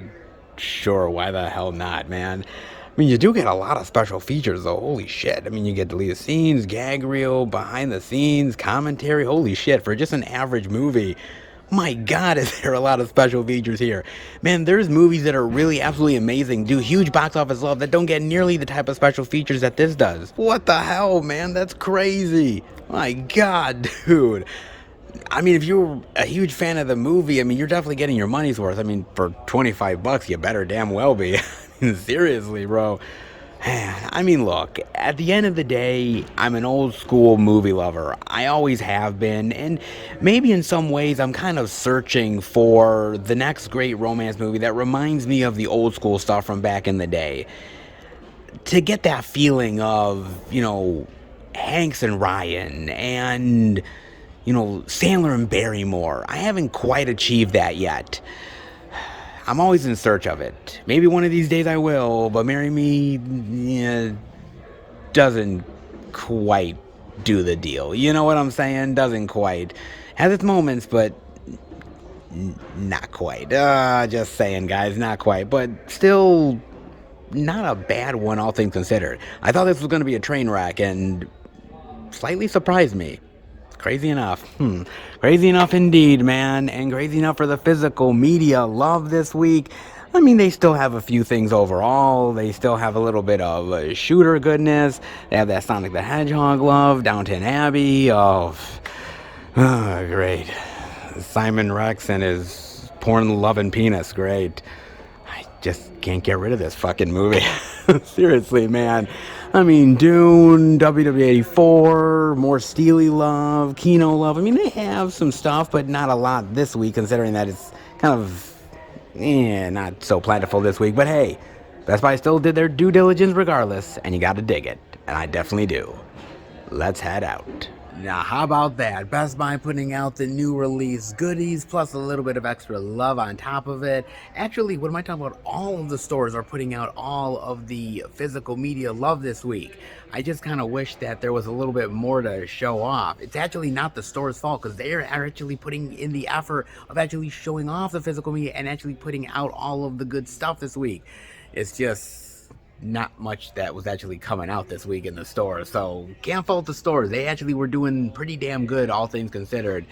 Not a great week to show off all the physical media goodies, but just enough to whet the appetite, and I definitely dig it, man. Obviously, more physical media love ahead. Let's hope that these stores take a page from this week and keep the physical media train rolling, but I guess we'll have to see until next time. But hey, we definitely got to show off all the goodies, and there's no complaining about that. That's for damn sure. Best Buy did their physical media due diligence love, and it's about damn time. Indeed, it is. Hope you guys enjoyed it. I always do. Let's head home and finish the video. All right, everybody. That'll do it for the Blu-ray and DVD out and about video this week, and actually not half bad, all things considered, right? I mean, seriously, we had physical media across all of the stores to show off. I mean, yes, it wasn't the most plentiful week of all time, but how many times nowadays do you really get to see something at all the stores? Not always. So when you get it, you definitely got to appreciate it, and I definitely did. Oh, indeed I did. Hope you did as well. Not half bad, all things considered. If you picked up something good, definitely let me know. As far as I'm concerned, well, I only got one thing this week, but oh boy, is it pretty damn sweet. Oh, indeed it is. Oh, a little Best Buy exclusive love? Absolutely, baby. And this one, is pretty damn good, because this is one I've been wanting for a little while now, and I finally got to snag it. And it ain't going nowhere. And that is Who Framed Roger Rabbit. Oh, look at that. The Steelbook love, baby. Oh, the steely goodness. Oh, yeah, man. Look at that. Oh, yeah, baby.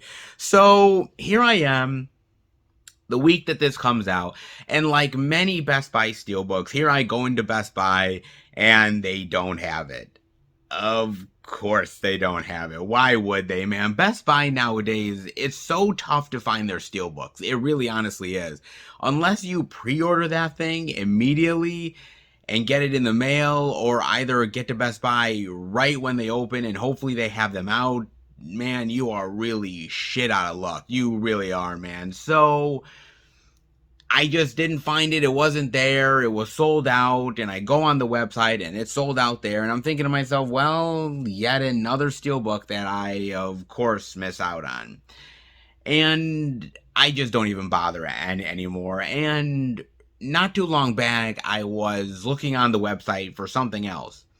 And I decided, you know what?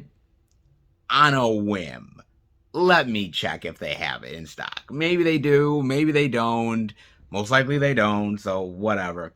And come to find out, my surprise of all time, they actually had it in stock to ship. And I'm like, oh my God, I have to pull the trigger on this. Because if I don't pull the trigger on it now, I may never find it again. So I've got to do it. I'm not paying the eBay prices. And trust me, when Best Buy Steelbooks go out of stock fast on eBay, the price is raised like a motherfucker. I'm not doing it, guys. I've told you that before. I am not doing it, and this is another instance where I wasn't going to do that shit. So I paid the standard price for the Best Buy Steelbook Love, and then I was worried. I'm like, okay, it's going to come in the mail, and it's going to get all messed up, and it's going to get screwed up, and it's going to get all dented and everything, because obviously when they ship Steelbooks, they don't exactly ship them in the most delicate way they could.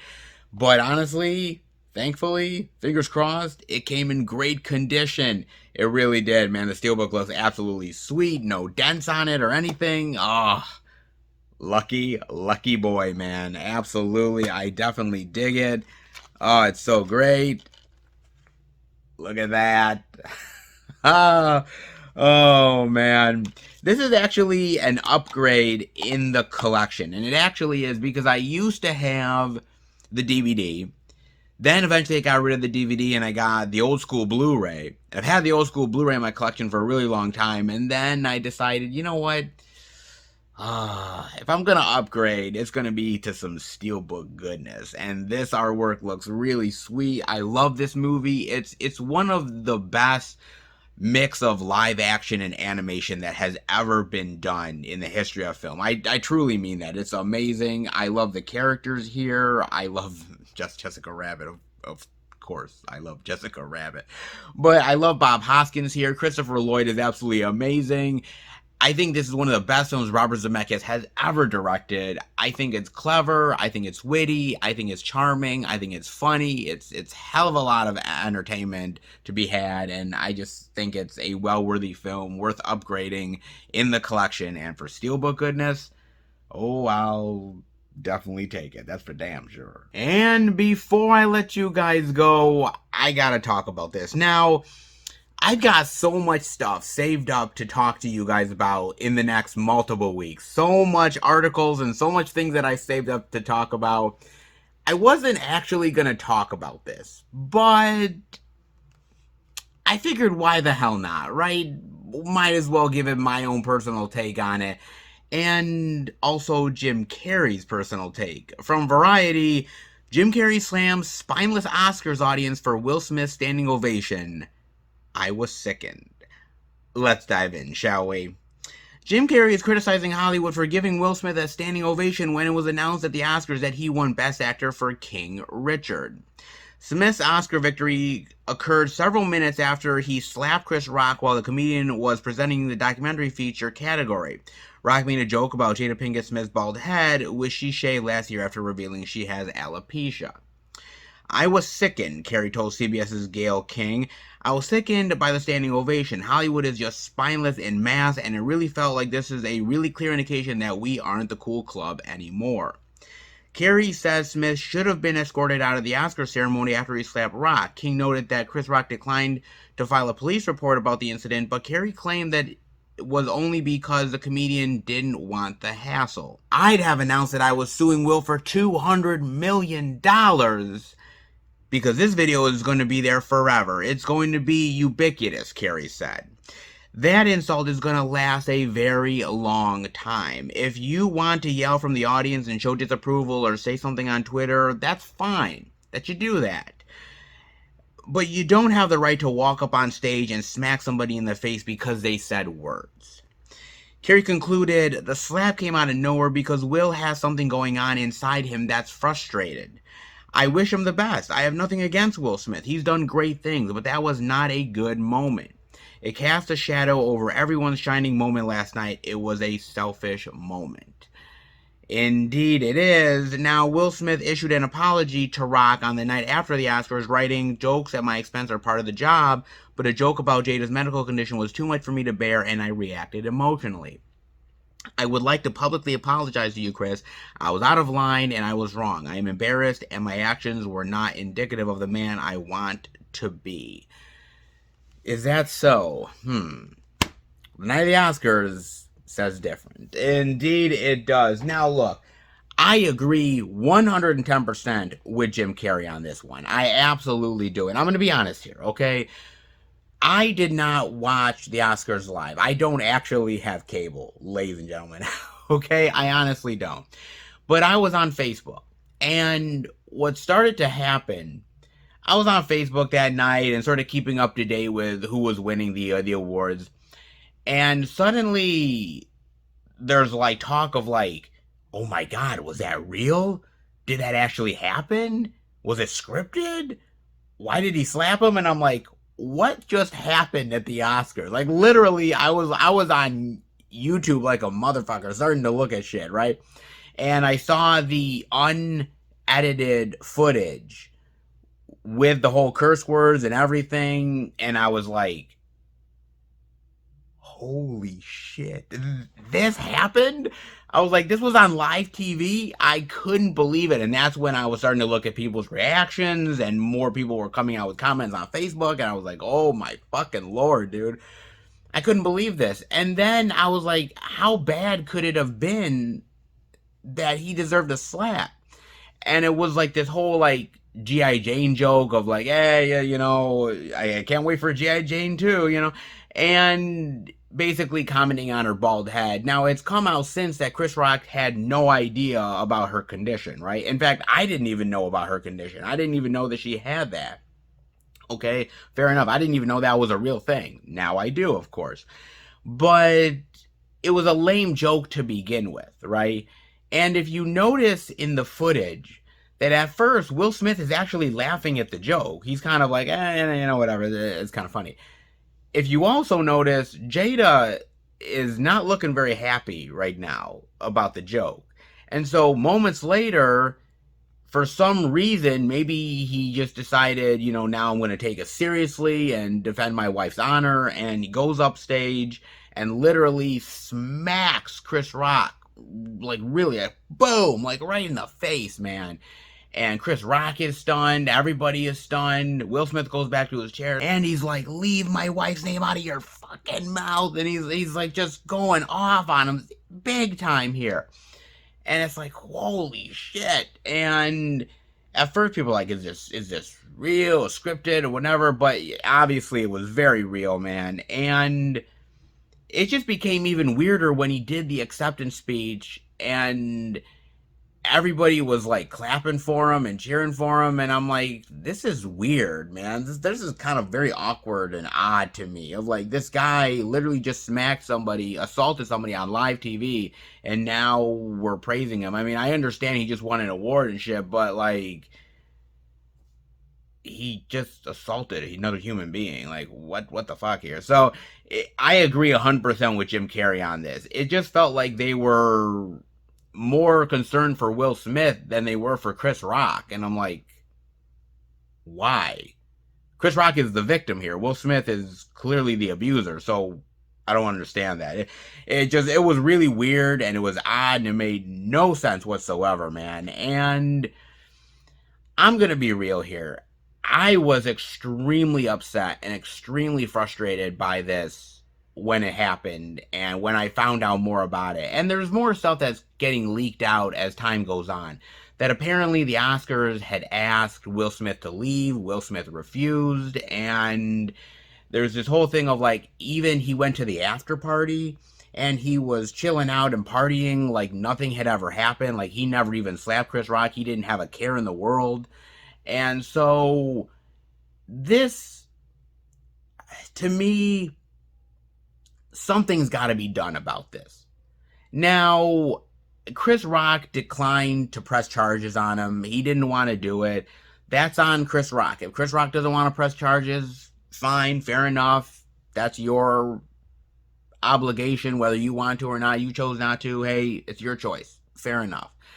But the Academy, the Oscars, have to do something about this, because this cannot stand. You cannot assault somebody on live television and get away with it, especially at the most prestigious awards event of the entire year. To do that is just,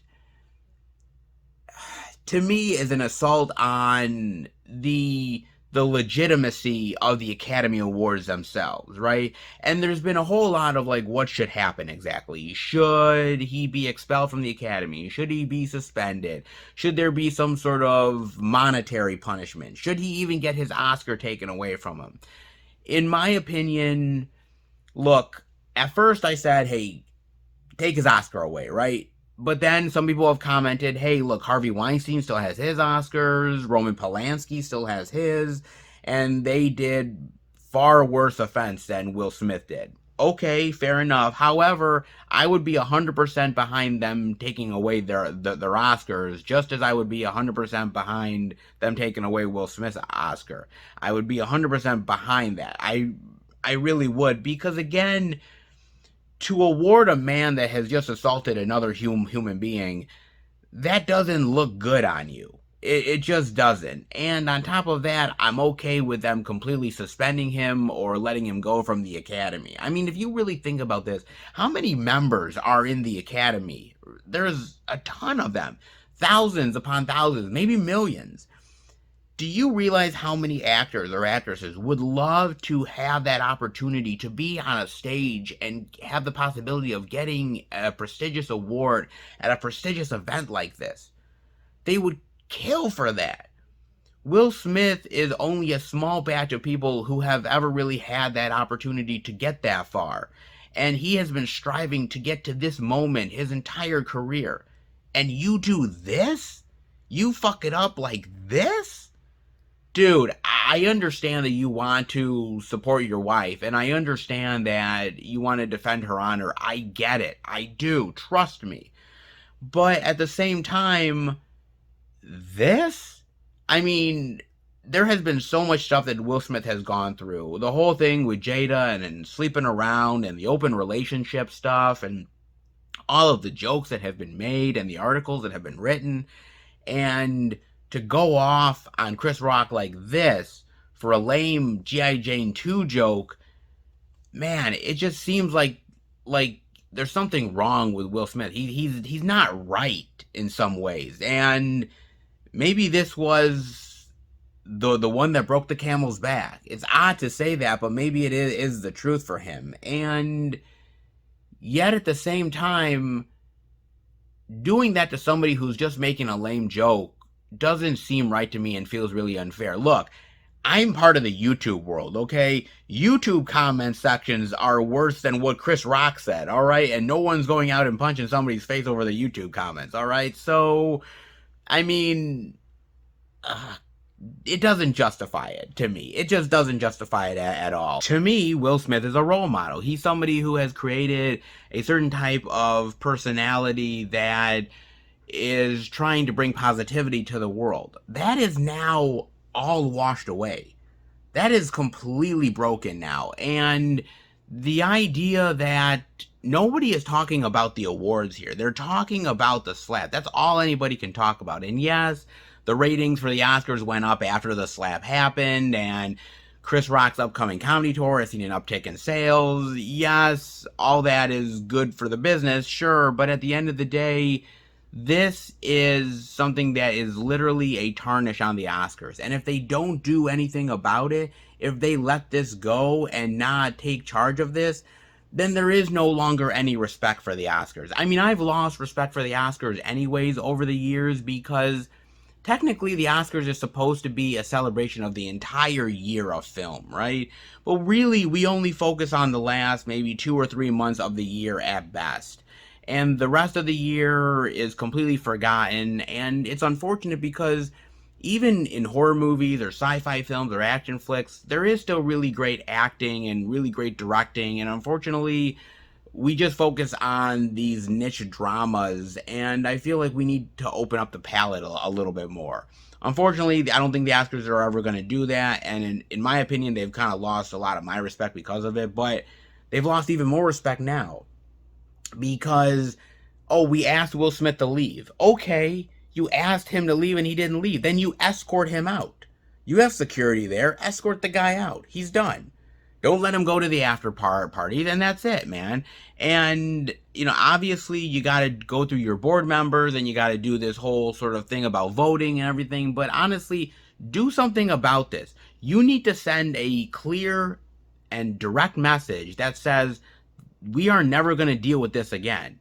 Never are we going to deal with an incident like this again. And we have to do a direct message to all of our members, to the audience, to people who respect the Oscars, to say, look, we get it. We understand that this was a very heinous act, and we need to punish these people responsible. Then again, they haven't exactly done their due diligence in the past either. So even if they do something, some people will say, well, you did it to him, but then you didn't do it to these people over here. There really is no winning on one spectrum or another. All I really know at the end of the day is that you do not get to assault another human being without there being some repercussions. You cannot do it. I don't care who you are.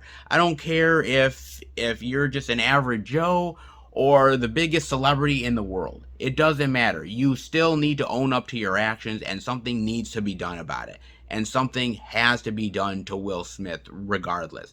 Look, I'm not saying cancel the guy, right? I'm not saying that. He still has a right to make movies and make money, and I think he's a good actor. I really do overall, and I like a lot of his films. I'm not going to get rid of movies that I have in my collection because they have Will Smith in them now. I'm not going to do that. So he has a right to still have a job and still to make money and make movies, but he also needs to be punished at the same time too. And if we don't do that, then what does that say to us? That says that we're okay with seeing somebody assault another human being on live TV, and it's just okay to do that, and that's fine. And that can't be the right thing to do. We live in a world where, unfortunately, violence has become accepted in a lot of instances, whether it's with other human beings or, dealing with a pandemic. And I get it that in some ways we've become desensitized, and in some ways we've been frustrated by the world around us, but we still need to have order in the world. We still need to have a certain sense of understanding that certain things are just not right to do. And this is one of the most high profile ways to get it right. I mean, look, I wish Will Smith only the best, and I hope that whatever wrong with him, that's whatever bottled up inside him, I hope that he can figure it out and get better in his life. But doing what he did is not right at the end of the day. And I don't know the right way to handle this situation if I was the Academy. I have my thoughts and opinions, but ultimately it lands on them. It lands on Will Smith. It lands on us as people, whether we want to accept this as the norm or whether we're able to say, look, enough is enough, man. You can say what you want. There is freedom of speech in the world, but at the end of the day, there is a line. And when you cross that line, there has to be something done about it. Because if not, then that just means that we're okay to do whatever the hell we want. And that's just not the case. So, I don't know, man. Look, I agree with Jim Carrey. I agree with a lot of people who have spoken out and said it was just weird that all this happened and the smack was just not right. How do you go about it? Well, curious to what you guys think. Definitely let me know, man. It was such a wild and weird moment in the history of entertainment in Hollywood, and I don't think we're ever going to see another moment like that ever again. I don't know if I want to. I mean, seriously, there are some times in life where you're just like, you know what? One time of dealing with this is enough, and I think, yeah, it's enough, dude. I don't want anybody to smack anybody else, man. Look, if we can't take a joke in the world, then, maybe we need to rethink ourselves a bit, man. I mean, look, I've dealt with a lot of shit in my life, man, and I've dealt with a lot of tragedy, and being on YouTube, I've had a lot of comments in my life where, man, did it really anger me and depress me, but I never went out of my way to want to hit somebody, and I've never went out of my way to try to, be destructive to people. It's just isn't the right thing to do, man. And honestly, we got to be better than this. We really honestly do. And if this doesn't change anything, then I don't know what will, man. I mean, definitely let me know what you guys think about that. It's interesting indeed, to say the least. It really is, man. But I hope you enjoyed the video. If you did, definitely give it the thumbs up. If you're new to the channel, welcome. Check out the other Blu-ray and DVD out and about videos that I do. Movie hunting, Blu-ray pickups, live streams, movie reviews, you name it. A lot of stuff on the channel. Definitely explore. If you like what you see, if you like how I talk about movies and physical media, hit subscribe and become a part of the Film Fan Nation.